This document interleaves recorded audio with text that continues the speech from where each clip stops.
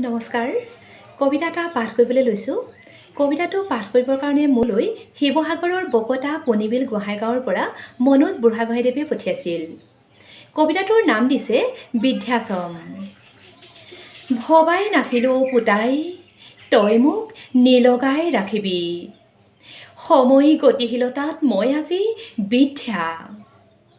তই মোৰ গৰ্ভত থিতাপি লওঁতে ধৰিছিল সুখেৰে আৱৰি হৃদয়।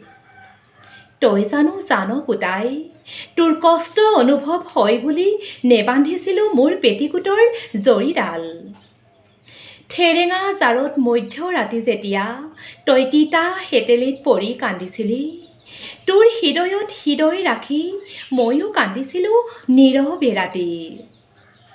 সুখৰ বন্যতা বিচাৰি দিছিলোঁ তোক জ্ঞানৰ বাণী। পিছে সময়বোৰ অতীত হ'ল, চকুৰ সপোনবোৰ চকুতে ৰ'ল। সময়ে দিয়া অভিশাপত মোৰ জীৱন নিঃসংগ হৈ ৰ'ল। তাতো নকৰোঁ কোনো আক্ষেপ। বৃদ্ধাশ্ৰমৰ অচিন হেতেলিত অতীতৰ স্মৃতিয়ে কৰে আমনি। তাতেই সুখৰ সন্ধান পাওঁ।